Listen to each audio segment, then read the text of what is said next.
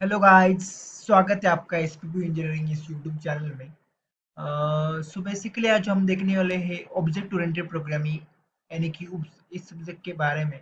इस सब्जेक्ट के यूनिट 1 को हम कवर करने वाले हैं, जो कि ईएनटीसी को एसी फोर्थ सेम में है। इस सब्जेक्ट में UPS में आपको सी प्लस प्लस लँग्वेज आहे. एक बात बताओ आपको, मराठीत सांगतो आता. जे 2090 पॅटर्नचे स्टुडंट्स होते त्यांना UPS हा सब्जेक्ट सी प्लस प्लस लँग्वेजमध्ये होता. आणि त्यामध्ये त्यांना सारे युनिट सी प्लस प्लस लँग्वेजवर बेस होते. पण ह्यामध्ये तुम्हाला युनिट 2 मध्ये कोर जावा हा जावाचे पण कॉन्सेप्ट ऍड केलेले आहे. सो ही खूप इंटरेस्टिंग गोष्ट आहे. सो ह्याच्यापुढे मी आता हिंदीमध्ये कंटिन्यू करेल, कारण जे आपले हिंदीमध्ये जे व्ह्यूअर्स आहेत त्यांना पण समजण्यासाठी इझी होईल. सो चला मग स्टार्ट करूया. युनिट 1 आपला UPS या सब्जेक्टचा introduction to procedure programming and basics of C plus programming. चला मग स्टार्ट करूया.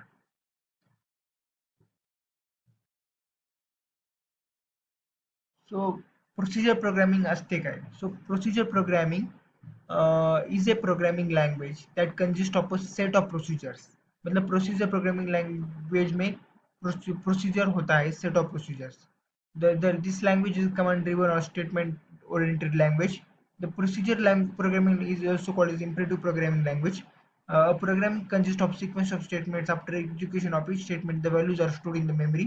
The central feature of this language are variables, assignments, statements, and iteration. Examples of imperative programming are C, Pascal, Ada, Fortran, and so on.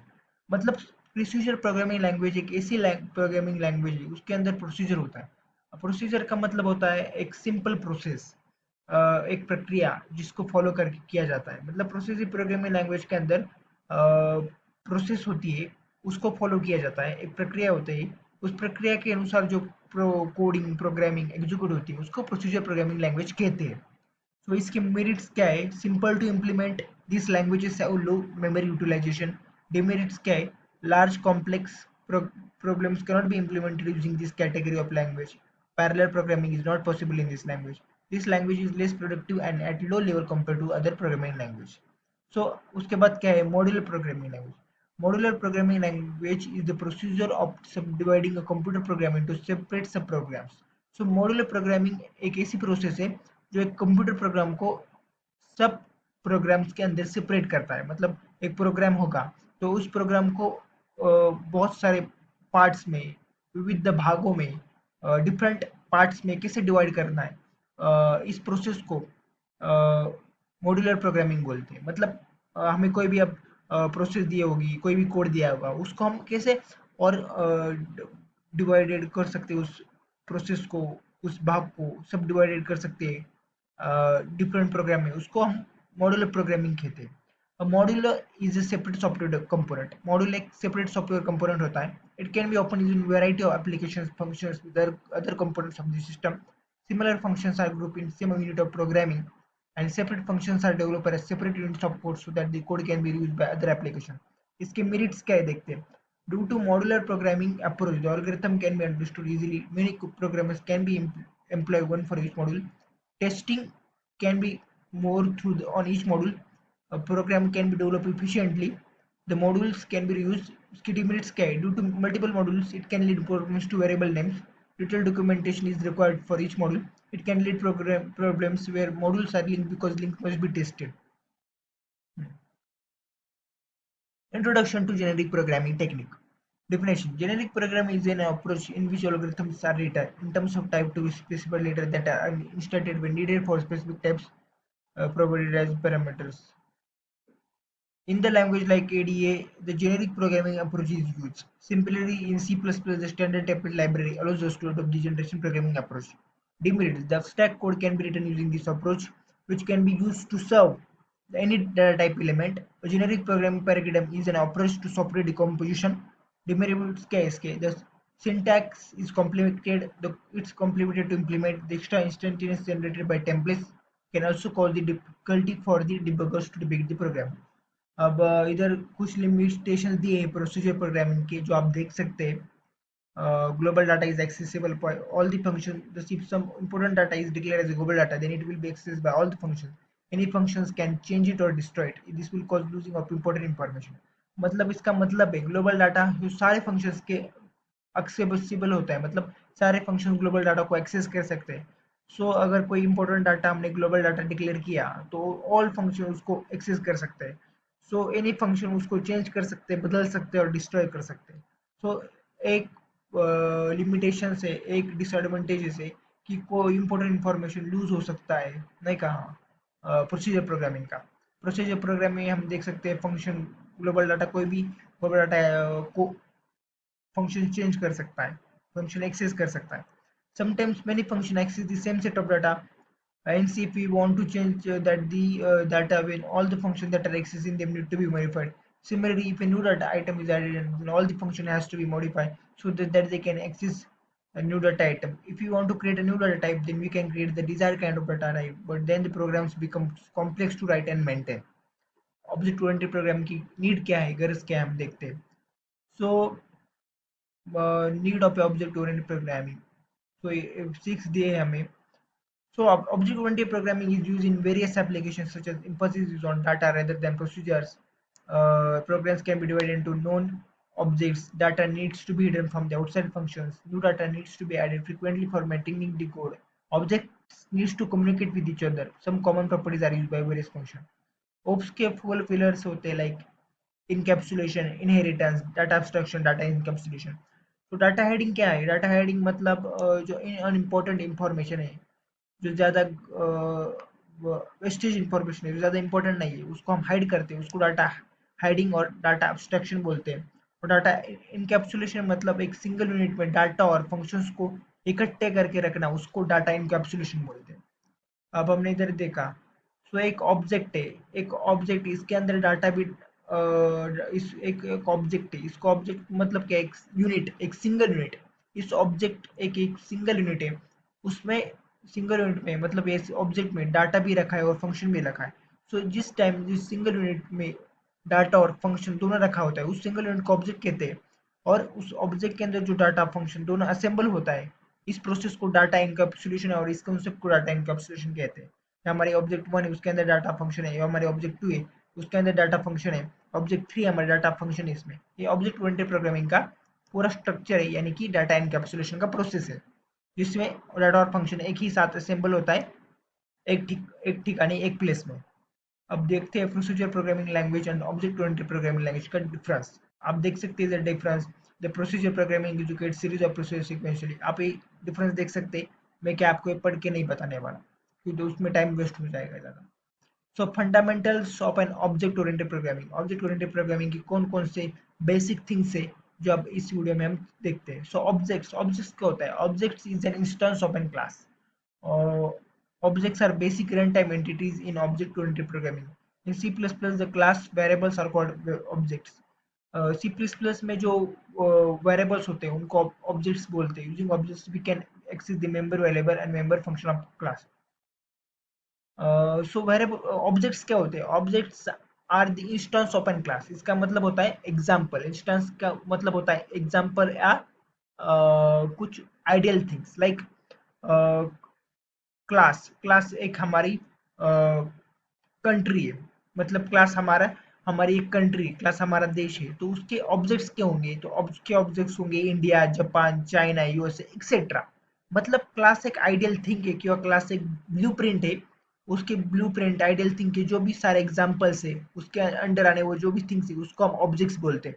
यानी देखो fruits एक हमारे class है, तो fruits के अंदर जितने भी फ्रूट्स आते हैं लाइक बनाना, मैंगो, एप्पल, ये सारे ऑब्जेक्ट्स है। मतलब objects is N blueprint, sorry, objects is an example, instance of A class, और क्लास इज ए ब्लूप्रिंट। मतलब क्लास एक स्पेसिफिक ब्लूप्रिंट है, एक आइडियल थिंग है, जिसको अनुसरण करके ऑब्जेक्ट्स बनाए जाते हैं, ऑब्जेक्ट्स होते लाइक हमने एग्जांपल देखा, क्लास एक कंट्री एक क्लास है।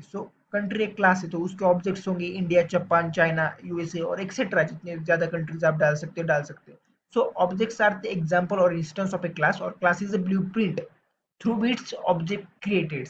मतलब क्लास एक ब्लूप्रिंट है, उससे ऑब्जेक्ट्स बनाए जाते हैं, उससे ऑब्जेक्ट्स क्रिएट किए जाते हैं।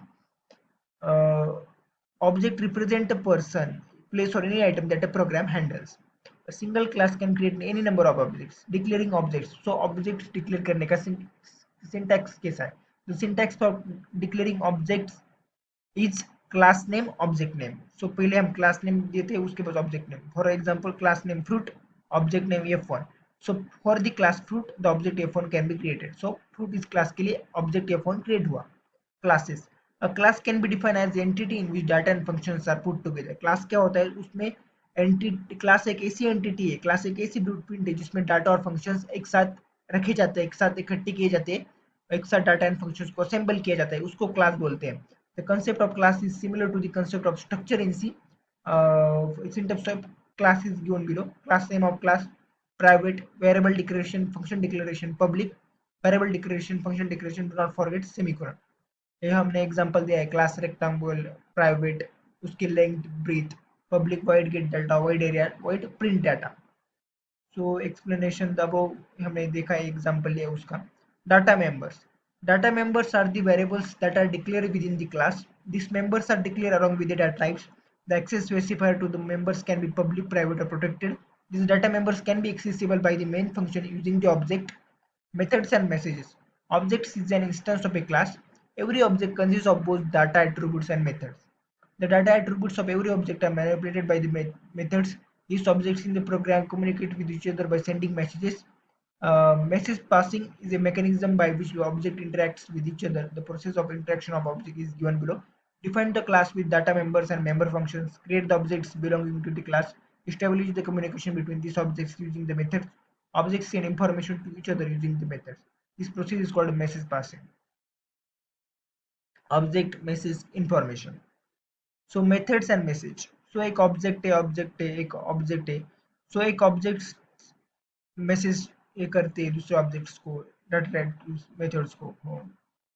तो ये मेथड्स एंड मैसेज, ये सारे थिंग्स है, हम देख सकते हैं। हमने अभी देखा जो सिलेबस है हमने, ये सब है उसकी, इनकैप्सुलेशन, एब्स्ट्रैक्शन, इनहेरिटेंस, पॉलीमॉर्फिज्म, ये सारे fundamentals of object oriented programming like class objects हमने अभी पढ़ा। Need of object oriented programming हमने पढ़ा। प्रोसीजर प्रोग्रामिंग लैंग्वेज पढ़ा, उसके लिमिटेशंस पढ़े प्रोसीजर प्रोग्रामिंग लैंग्वेज के। अब हम ऑब्जेक्ट ओरिएंटेड प्रोग्रामिंग के जो 4 पिलर्स हैं, इनकैप्सुलेशन, एब्स्ट्रैक्शन, इनहेरिटेंस, पॉलीमॉर्फिज्म, ये सब देखते हैं। उसके बाद basics of C plus plus programming भी हम देखते हैं। सो चलो, अब जहाँ थे हमने रिज्यूमे किया था जहाँ से, वो आगे बढ़ाते हैं। So data encapsulation. Encapsulation is for the detailed implementation of component which can be hidden from the rest of the system. मतलब encapsulation एक ऐसा concept है, उसके अंदर डाटा और फंक्शंस यानी कि मेथड्स, इसको हम एक जगह, एक प्लेस में इकट्ठा करते हैं, एक प्लेस को उसको टुगेदर प्लेस करते हैं। मतलब data encapsulation is the process in which data and functions or methods together put in a single place. That single place is called as class. मतलब डाटा एनकैप्सुलेशन एक ऐसी कॉन्सेप्ट है, उसके अंदर एक एंटिटी होती है, उस एंटिटी को क्लास बोला जाता है। उस क्लास के अंदर डाटा एंड फंक्शंस को इकट्ठा करके रखा जाता है, टुगेदर उसको पुट किया जाता है, उसको डाटा एनकैप्सुलेशन बोलते हैं।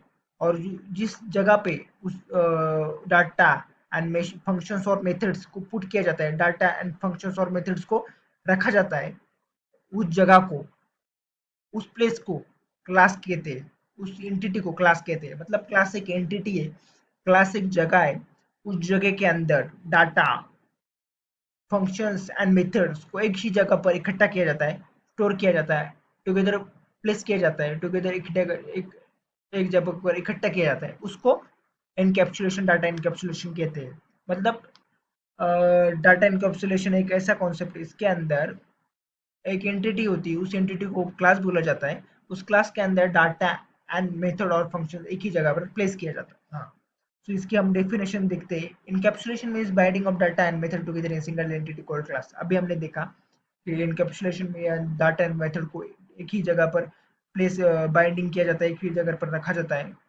उसको इनकैप्सुलेशन बोला जाता है। और जिस जगह पे ये सब टुगेदर इकट्ठा किए जाते हैं, उसको क्लास बोलते हैं। The data inside that class is accessible by the function in the same class. It is normally not accessible from the outside of the component. Concept of encapsulation आप देख सकते हैं, डाटा है मेथड है, इसको एक जगह पे इकट्ठा किया है और उसको हम क्लास बोलते हैं, जिस जगह पे इकट्ठा किया है, जिस जगह पर स्टोर किया है, टुगेदर किया है उसको क्लास बोलते हैं। डाटा एब्स्ट्रैक्शन एंड हम आज अब देखते हैं data abstraction and information hiding. So data abstraction and information hiding क्या होता है? So data abstraction means representing only essential features by hiding all the implementation details. In C++, class is an entity used for data abstraction purpose. मतलब data abstraction मतलब any important information को hide करना, मतलब जो information, जो चीज़ें जो ज़्यादा important नहीं है, जो वेस्टेड है, जो ज़्यादा important नहीं है, जिसका कुछ ज़्यादा काम नहीं है, उस चीज़ को, उस information को, उस डाटा को hide करना, ओनली इंपॉर्टेंट इंफॉर्मेशन को शो करना, इस प्रोसेस को, इस थिंग को, इस कॉन्सेप्ट को डाटा एब्स्ट्रैक्शन बोला जाता है। तो आगे देखते हैं। For example class student, INT roll number, character number 10, public void input void display. In main function we can access the functionality using object. For instance, student.object, object.input, object.display. हाँ, information hiding. The data member of a member function of a class can be declared as a public or private. If particular data attribute is declared as public, then it is accessible to any other class. But if the data member is declared as private, then only the member function of that class can access the data values. Another class cannot access this data value. This property is called as data hiding.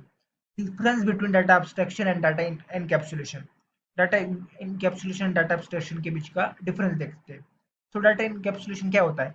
So it is a process of binding data members of a class to the member function of that class. मतलब data encapsulation मतलब data and functions को एक ही place में binding करना, एक ही place के में उसको टुगेदर ही प्लेस करना, एक ही प्लेस के अंदर उसको रखना, इसको डाटा इनकैप्सुलेशन बोला जाता है।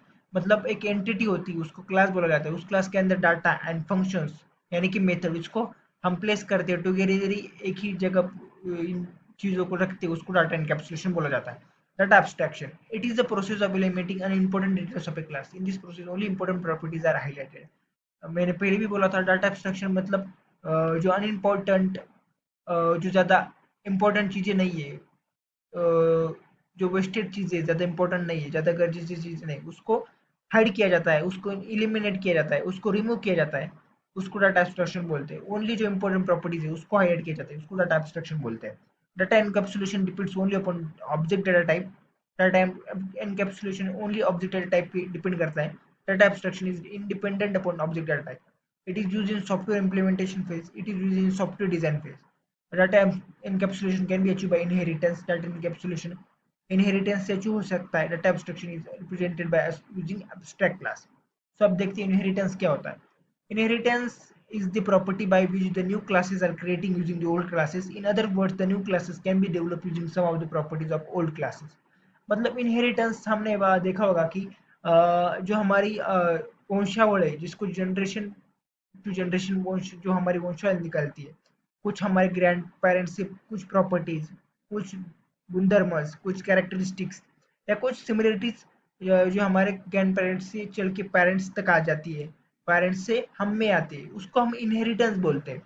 तो इसमें क्या है, जो इनहेरिटेंस जो ओल्ड क्लासेस है उसको बेस क्लासेस बोलते हैं और न्यू क्लासेस को बोलते हैं डिराइव क्लासेस। सो देखिए इधर एक शेप है, जो शेप के टाइप है, लाइक शेप सर्कल भी हो सकता है, लाइन भी हो सकता है, रेक्टेंगल भी हो सकता है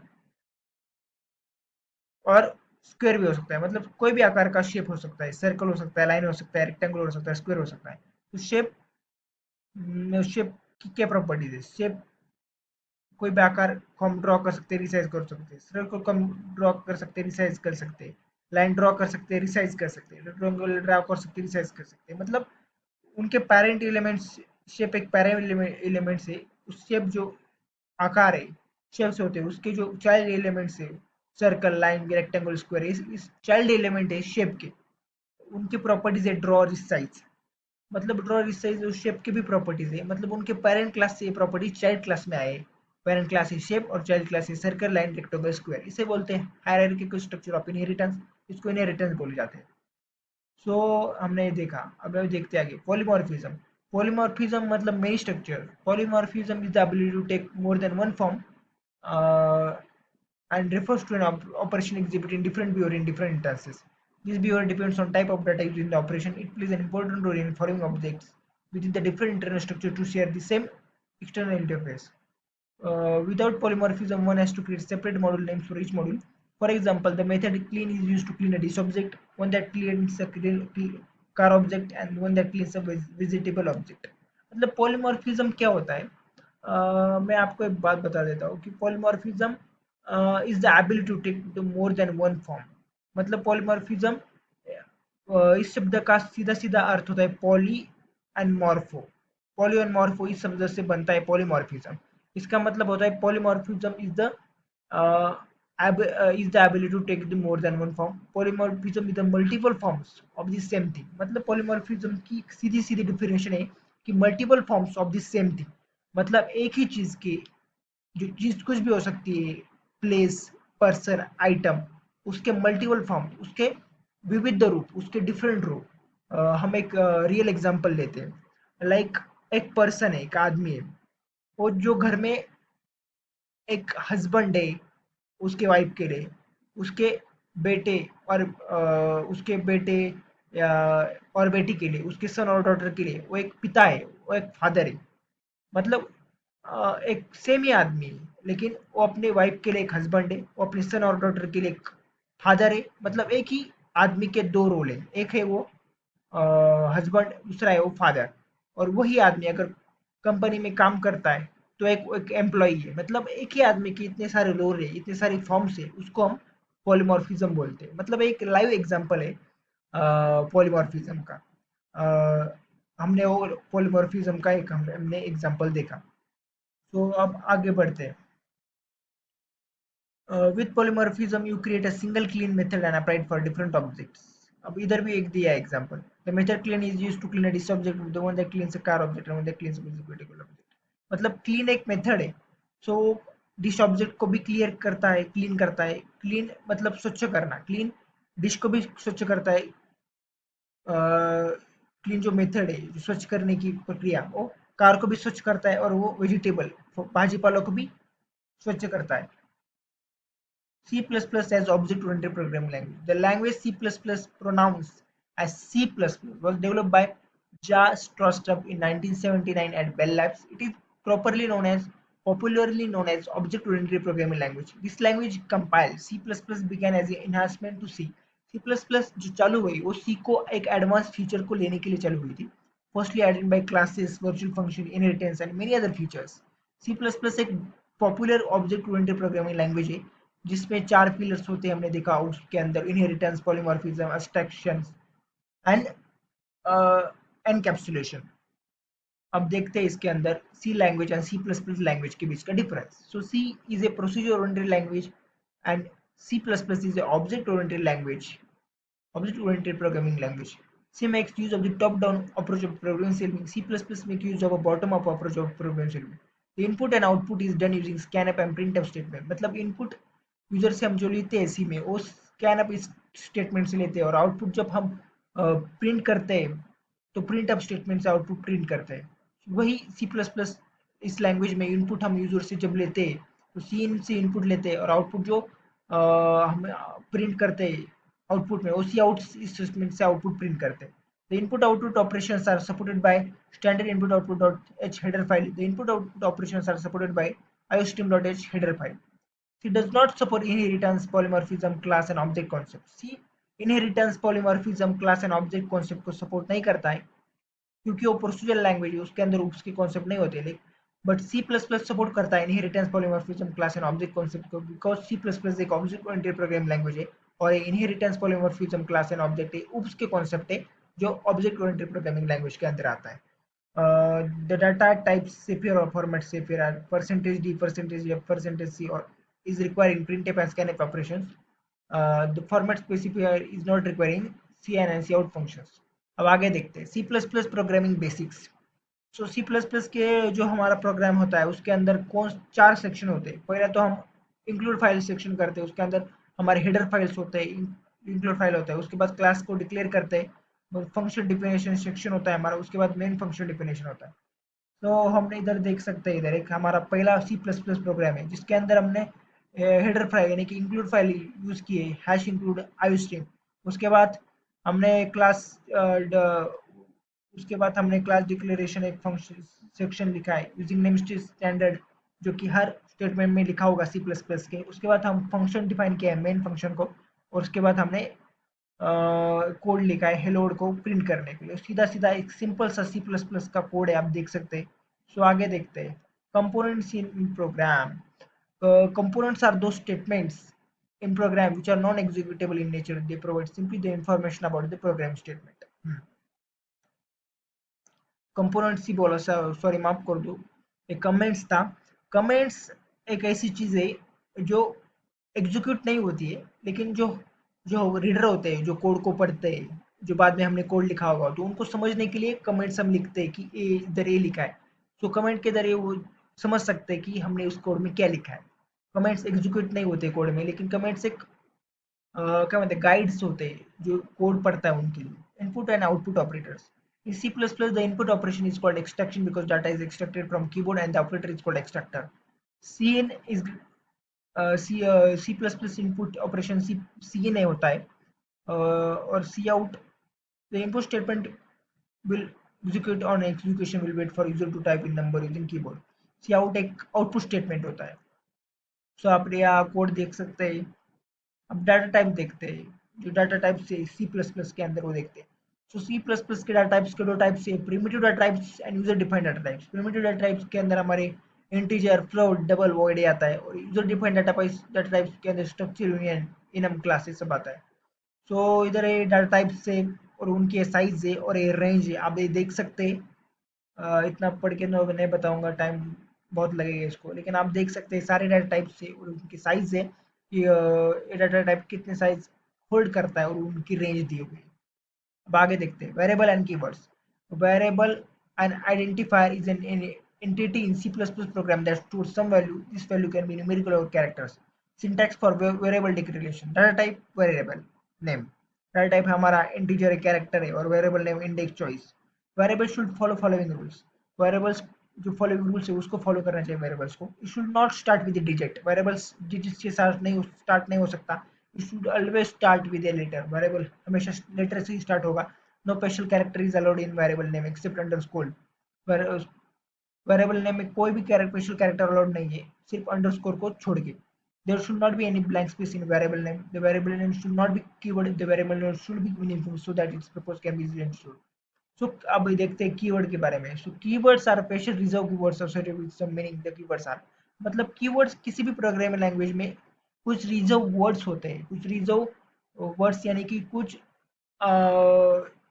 ऐसे वर्ड्स होते हैं जो पहले से ही सिस्टम में रिजर्व किए होते हैं। मतलब कोई भी आप प्रोग्रामिंग लैंग्वेज उठा के देख लो, उसके अंदर कीवर्ड्स आपको मिलते हैं। कीवर्ड्स क्या होते हैं, लेकिन कीवर्ड्स एक ऐसे वर्ड्स होते हैं जो पहले से ही रिजर्व किए जाते हैं, पहले से ही उसको एक जगह पर इकट्ठा किया जाता है, सेव किया जाता है कि ये कीवर्ड्स है, इसको ये पहले से ही हमारे सिस्टम में है, इसको हम इस कीवर्ड को हम अ, अ, दूसरे प्लेस पे एज ए वेरिएबल यूज नहीं कर सकते, क्योंकि ये पहले से ही कीवर्ड्स है और वो डिक्लेयर है, इसलिए वो पहले से ही रिजर्व है। मतलब इतने जो हमारे कीवर्ड्स है आप देख सकते हैं, ये सारे रिजर्व है, मतलब इसको हम एज ए वेरिएबल कहाँ पे भी यूज नहीं कर सकते बिकॉज वो कीवर्ड्स है।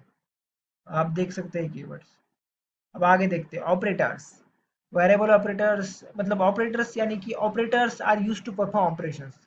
मतलब ऑपरेटर्स, ये नाम ही, इसमें नाम ही इंडिकेट करता है कि ऑपरेटर्स जो ऐसे होते हैं जो ऑपरेशन परफॉर्म करने के लिए यूज होते हैं। मतलब ऑपरेटर्स यानी ऐसे थिंग्स जो ऑपरेशन को परफॉर्म करने के लिए यूज होते हैं। मतलब ऑपरेटर से हम ऑपरेशंस परफॉर्म कर सकते हैं। इसके ऑपरेटर्स के टाइप्स क्या है? Arithmetic operators, relational operators, logic operators, assignment operators, increment operators, decrement operators.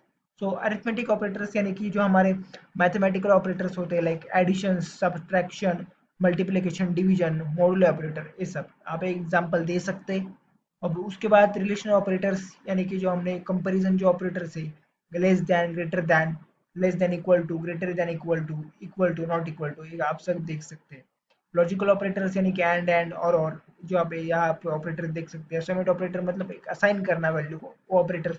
Increment मतलब एक से इंक्रीमेंट करना। डिक्रीमेंट यानी कि एक से डिक्रीमेंट करना। ऐसे सारे ऑपरेटर्स हमने अब ऑपरेटर्स देख लिए। चलो आगे बढ़ते हैं। तो इनलाइन फंक्शंस के बारे में हम पढ़ते हैं। कुछ ज़्यादा नहीं है, इनलाइन फंक्शन, फंक्शन ओवरलोडिंग है, कुछ एक टॉपिक है। हमारे उसमें क्या है, हमने देखा फंक्शन से इनलाइन फंक्शन देखेंगे, डिफॉल्ट आर्गुमेंट्स अब आगे देखेंगे। सो इनलाइन फंक्शंस, सो इनलाइन फंक्शंस क्या होता है वो देखते हैं। So inline function is a function whose code is copied in place of each function call. The inline specifies the compiler should insert the complete body of function every constant where the function is used. So एक inline function का example है, जब हमने number के test वाले का first number second number और third number में कौन सा नंबर के टेस्ट वाला है का, और उसका कोड लिखा है, आप देख सकते हैं। सो इनलाइन फंक्शन हमने अभी देखा।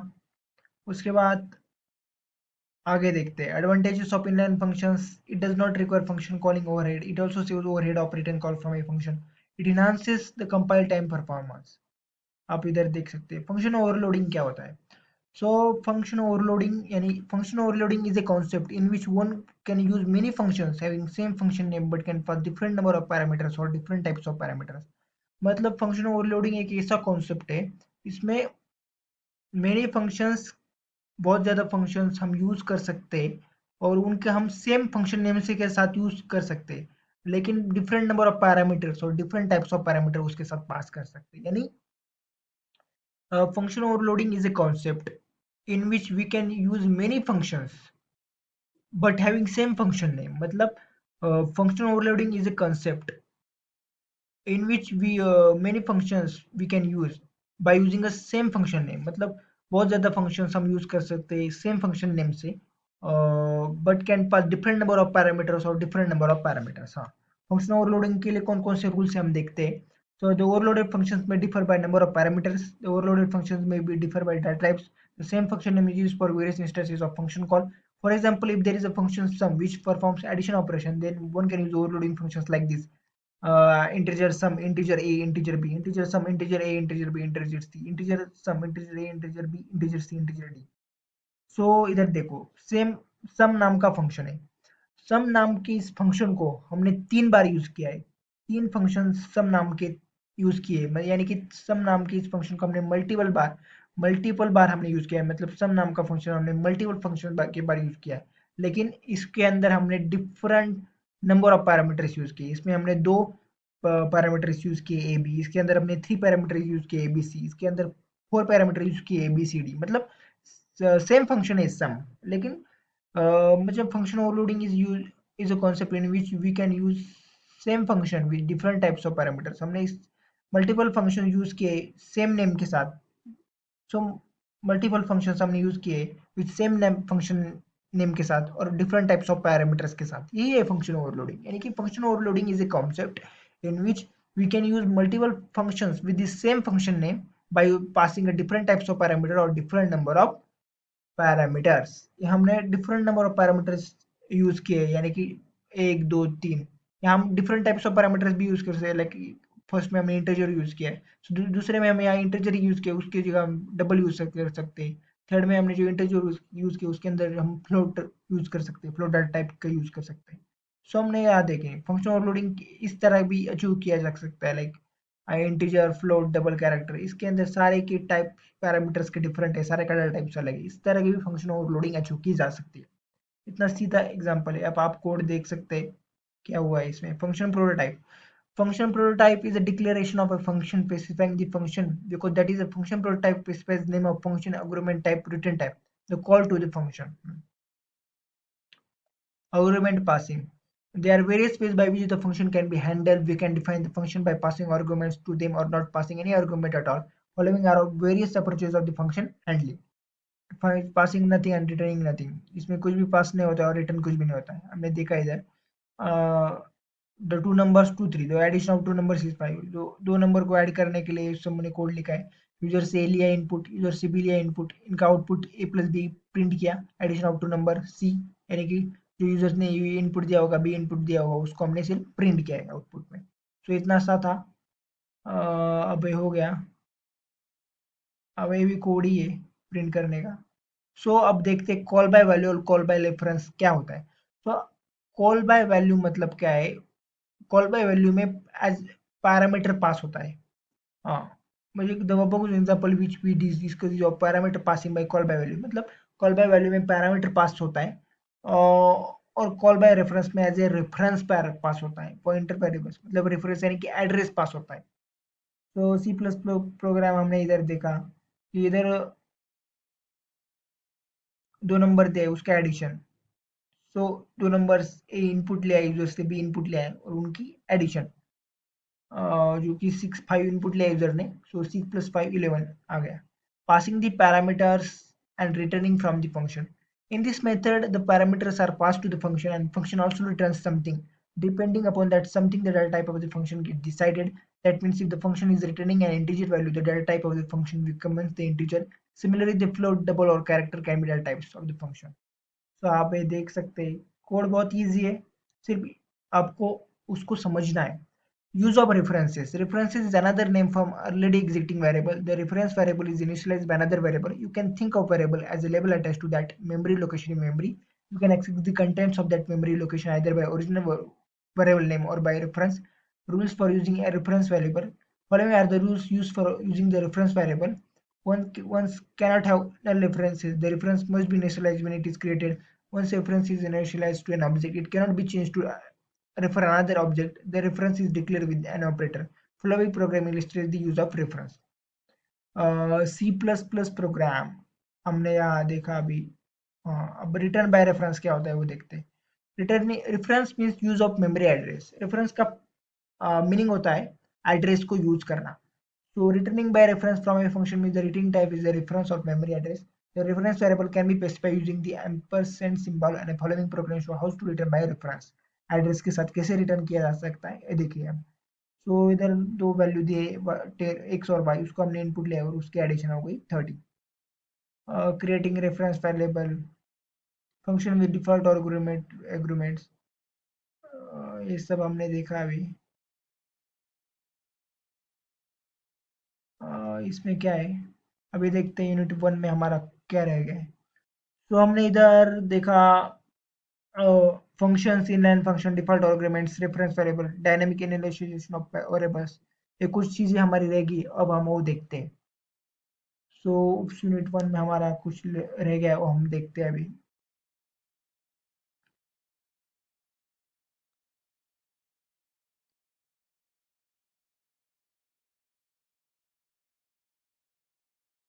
Function with default arguments. Default argument is an argument to the function to which the default value provided. If this user does not supply a value to this argument, then the default value is, but if this user provides some different value to this argument, then this value is assigned to the default parameter. आप देख सकते हैं। अब आगे देखते हैं dynamic initialisation of variables. The dynamic initialisation of memory is an initialisation method in which memory is allocated dynamically. The new operator is used to allocate the memory dynamically. Memory management operator. The dynamic memory allocation is done using an operator new. The syntax dynamic memory allocation using new is memory को किससे हम allocate कर सकते हैं उसमें हमने दिया है।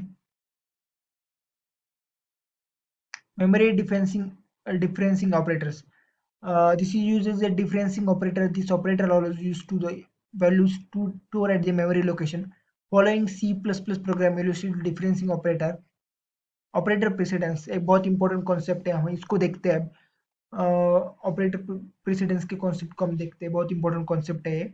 if there are multiple operators in an expression, then all the operations are not evaluated at time. The operators with high precedence are evaluated first. For example, operator precedence मतलब अगर बहुत ज्यादा ऑपरेटर से एक एक एक्सेप्शन में, मतलब एक हमें स्टेटमेंट दिया है कि एक्सेप्शन दिया है उसके अंदर बहुत सारे ऑपरेटर्स हैं, मल्टीपल यानी कि मेनी ऑपरेटर्स है।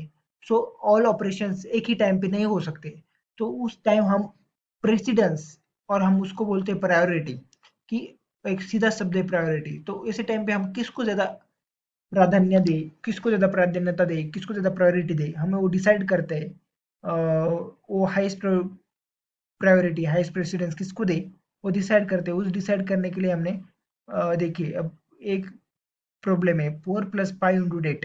तो इसमें मल्टीप्लिकेशन को ज्यादा प्रेसिडेंस है, मल्टीप्लिकेशन ज्यादा प्रायोरिटी। सो 8 × 5 40, सो 40+4 44। सो इसको बोलते हैं priority highest precedence. So concept of associativity. Operator associativity is the direction in which the expression is evaluated. The direction can be from left to right or from right to left. Following table shows the precedence and associativity of various operators. Scope resolution. rep to write, a plus plus suffix postfix increment, a minus minus suffix postfix decrement, type function cast, function call, subscript, member access from an object, member access from object ptr। ये सब ने देखा अभी। ये सारे rule है, आप देख सकते हैं ऑपरेटर प्रेसिडेंस के, ऑपरेटर की प्रायोरिटी के रूल से आप ये पढ़ सकते हैं किसको ज्यादा प्रायोरिटी देनी है, कब कौन सा ऑपरेटर पहले सोल्व करना है, ये सब आप प्रायोरिटी है, आप ये पढ़ सकते हैं। ये सारे प्रायोरिटी है। टाइप कास्ट ऑपरेटर्स, ये भी आपको देख सकते हैं कैसे ऑपरेटर का टाइप हम चेंज कर सकते हैं, टाइप के अंदर हमें देख सकते हैं। C plus plus type cast is done in two ways, C टाइल्स type casting, C plus plus style type casting. आप देख सकते हैं, इसका भी कोड देखा है। स्कोप रेजोल्यूशन ऑपरेटर्स, जो चार ऐसे है उसको यूज किया जाता है, चार पॉइंट्स को operator use to define scope of the variable of function, ये भी आप देख सकते हैं। ये भी है arrays। सो arrays क्या है? arrays is a collection of similar types of data elements। syntax of arrays क्या है? data type name size। like data type इधर हमारे फॉर एग्जांपल इंटीजर है, नेम है इस array का है और उसकी साइज है 10, मतलब इसके अंदर 10 साइज का array हम बिठा सकते हैं। उसका डाटा टाइप है इंटीजर और उस array का नाम है a। This type of array is called one dimensional array। Characteristics of arrays. Following are some important characteristics of arrays. The array contains all the elements of same data type. All the elements of array share the same name and they then can be distinguished from one another by index. All the elements in an array are occupied at continuous memory locations. The array size must be mentioned at the time of declaration. The size of the array must be constant expression and not the variable. The name of the array represents the address of the first element of an array. तो हमने इधर array के कुछ properties characteristics देखी। अब आगे बढ़ते initialisation of अरे, अरे को कैसे इनिशियलाइजेशन करें। So the process of storing the elements in an अरे इज कॉल्ड इनिशियलाइजेशन ऑफ अरे। अरे को स्टोर कर अब हम इनिशियलाइजेशन देखते हैं अरे का। अरे का इनिशियलाइजेशन क्या होता है अब देखते हैं, मतलब अरे के अंदर एलिमेंट्स को कैसे स्टोर किया जाता है। अरे के अंदर एलिमेंट्स को स्टोर करने के प्रोसेस को इनिशियलाइजेशन ऑफ अरे देख सकते हैं। Data type name size value 0 value 1 value 2, इसको बोलते हैं सिंटैक्स, जो कि वैल्यूज को स्टोर किए करने का, एलिमेंट्स को स्टोर करने का जो प्रोसेस है, एलिमेंट्स को स्टोर करने का जो प्रोसेस है उसको बोलते हैं इनिशियलाइजेशन ऑफ एन अरेज। आप ये देख सकते हैं सिंटैक्स है और एग्जांपल है इसका। सो हमने सारा यूनिट देख लिया। इसमें हमने पूरा यूनिट 1 जो कि हमारा ऑब्जेक्ट ओरिएंटेड प्रोग्रामिंग का इंट्रोडक्शन टू कॉन्सेप्ट से इंट्रोडक्शन टू प्रोसीजर प्रोग्रामिंग है, basics of C plus plus programming हमने पूरा पढ़ लिया। अगर ये वीडियो आपको अच्छी लगी तो वीडियो को लाइक करो, चैनल को सब्सक्राइब करो और आपके दोस्तों के साथ ये वीडियो शेयर करो, ज़्यादा से ज़्यादा स्टूडेंट्स को, बच्चों की हेल्प हो जाएगी। अगर आपको SENTC के फोर्थ सेम के ऑल सब्जेक्ट के नोट्स एंड IMP क्वेश्चन चाहिए होंगे तो हमने कमेंट बॉक्स में एक नंबर दिया है, उसको आप DM करो व्हाट्सएप पे। हमने जो कमेंट बॉक्स में नंबर दिया है उस नंबर पर आप व्हाट्सएप कर सकते हो। अगर आप अपने उस नंबर पर व्हाट्सएप किया तो आपको ऑल सब्जेक्ट के नोट्स एंड IMP क्वेश्चंस मिलेंगे। सो आपको ये वीडियो अच्छी लगी तो वीडियो को लाइक करो, चैनल को सब्सक्राइब करो और दोस्तों के साथ शेयर करो। तब तक के लिए बाय बाय, मिलते हैं अगली वीडियो में।